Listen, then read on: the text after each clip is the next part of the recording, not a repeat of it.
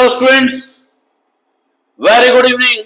Today we are going to take topic of hyperconjugation 11th standard chemistry.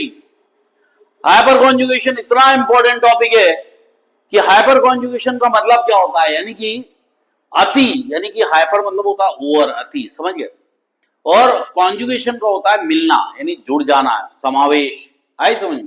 तो hyper conjugation क्या होता है, एक प्रकार का परमानेंट इलेक्ट्रॉनिक इफेक्ट है, यानी कि यहाँ पर इलेक्ट्रॉन का जो भी इफेक्ट होता है वो पूरा परमानेंट होता है, एक बार हो गया सो हो गया, समझ गए। और इसको एक तरीके से बोला जाता है नो बॉन्ड रेजोनेंस और बेकर नाथन इफेक्ट बोला जाता है। और it stabilize the carbon positive means carbocation और pi electron in alkene and free radical, इनकी स्टेबिलिटी का भी कोई काम करता है। तो कभी अगर क्वेश्चन आ जाता है कि जैसे आपका सी डबल बॉन्ड सी लगा हुआ है, समझ गए, यहाँ पे एक आ रहे, यहाँ पे एक आ रहे, यहाँ पे एक आ रहे और यहाँ पे एक आ रहे, जितने ज्यादा अल्फा हाइड्रोजन होंगे उतना ज्यादा वो स्टेबल होगा। आर का मतलब यहाँ पे CH3 ले लो, समझ गए। अब ये CH3 जो है ये तीन हाइड्रोजन है, तो ये एलिमिनेट हो सकता है, ये एलिमिनेट हो सकता है, ये भी एलिमिनेट हो सकता है, यहाँ पर जितने भी हाइड्रोजन है सब एलिमिनेट हो सकते हैं। ये अल्फा कार्बन कहलाता है और अल्फा कार्बन का हाइड्रोजन, यानी कि हाइपर कॉन्जुगेशन में अल्फा हाइड्रोजन होना बहुत जरूरी है। अगर अल्फा हाइड्रोजन नहीं होगा तो हाइपर कॉन्जुगेशन नहीं होगा। दूसरी बात है, आपको ये मालूम होना चाहिए कि पाई बॉन्ड कब बनता है और सिग्मा बॉन्ड कब बनता है। पाई बॉन्ड जो होता है वो पार्शियल ओवरलैपिंग से बनता है और वो पी ऑर्बिटल के इस तरह के ओवरलैपिंग से बनता है। और ये पाई इलेक्ट्रॉन्स जो होते हैं ये फिक्स नहीं होते, घूमते रहते हैं और ये डिलोकलाइज्ड होते हैं। और दूसरी बात होती है सिग्मा इलेक्ट्रॉन जो होता है वो बनता है कंप्लीट ओवरलैपिंग से। अगर आपके पास कोई ऑर्बिटल है तो उसका कंप्लीट ओवरलैपिंग हो जाएगी और large amount of energy release होगी, इसको बोलते हैं सिग्मा बॉन्ड। सिग्मा बॉन्ड बहुत मजबूत होते हैं, स्ट्रांग होते हैं, large amount of energy release होती है, लेकिन पाई बॉन्ड बड़े कमजोर होते हैं और पाई बॉन्ड एक तरीके से आपको इलेक्ट्रोमेरिक इफेक्ट दिखाते हैं।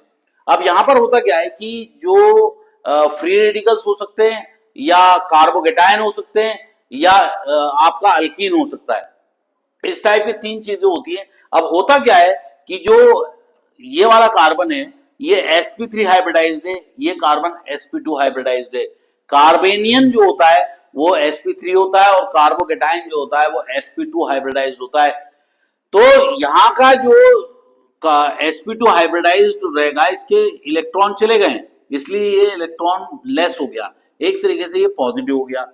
अब यहाँ पे हाइड्रोजन क्या करता है, इलेक्ट्रॉन छोड़ के चले जाता है और ये दोनों आपस में ओवरलैपिंग कर जाते हैं और ये डीलोकलाइज्ड होते हैं, इनकी पोजीशन फिक्स नहीं होती और इस तरह से ये आपस में ओवरलैपिंग कर जाते हैं। The interaction between sigma electron and the interaction between delocalised pi orbital, यानी जो पाई ऑर्बिटल था जो आपस में ओवरलैपिंग करके पाई बॉन्ड बनाए थे उससे बना था ये। और इस तरह से ये जो आपका जो पी ऑर्बिटल है और ये जो सिग्मा बॉन्ड है, सिग्मा बॉन्ड की जो इलेक्ट्रॉन है इनके बीच में जो इंटरेक्शन होता है, इसी कारण से इसको no bond resistance, no bond resonance बोलते हैं। और इस तरह से इनकी ओवरलैपिंग हो जाती है और ये पार्शियल ओवरलैपिंग होती है और डीलोकलाइज्ड होती है।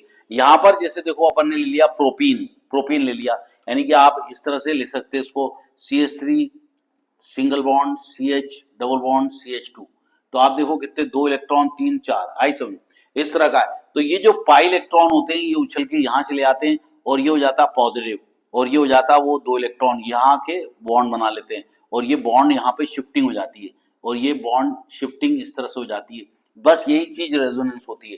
तो रेजोनेंस में क्या होता है कि इन दोनों के बीच में ओवरलैपिंग होती है और वो पाई बॉन्ड बना लेते हैं, यानी कि डीलोकलाइज्ड पाई बॉन्ड बना लेते हैं। इसी तरह से अगर ये फ्री रेडिकल होता तो यहाँ पे एक इलेक्ट्रॉन आ जाता, समझिए, और यहाँ पे भी एक इलेक्ट्रॉन आ जाता, ये H डॉट रहता और ये एक इलेक्ट्रॉन आ जाता और ये आपस में ओवरलैपिंग कर जाते और इस तरह से वो पाई बॉन्ड बना लेते। तो ये फ्री रेडिकल के लिए भी हो जाता है, ये कार्बोकेटाइन के लिए भी हो जाता है और अल्कीन के लिए भी हो जाता है। अल्कीन में क्या होता है कि जो दोनों ने ओवरलैपिंग करी थी, 2 इलेक्ट्रॉन यहाँ चले आते हैं, ये हो जाता है पॉजिटिव और इनके बीच में बॉन्डिंग बन जाती है। ये चीज कहलाती है हाइपर कॉन्जुगेशन।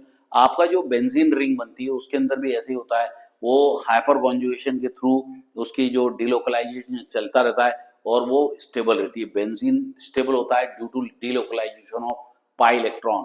पाई इलेक्ट्रॉन के डीलोकलाइजेशन के कारण बेंजीन स्टेबल होता है। सो स्टूडेंट्स आपको ये आ गया होगा समझ में हाइपर कॉन्जुगेशन। कुल मिला के interaction between sigma electron and the pi electron के बीच में, पाई ऑर्बिटल के बीच में जो इंटरेक्शन होता है उसको बोलते हैं हम लोग hyper conjugation. Bye bye students, have a nice time, God bless you all.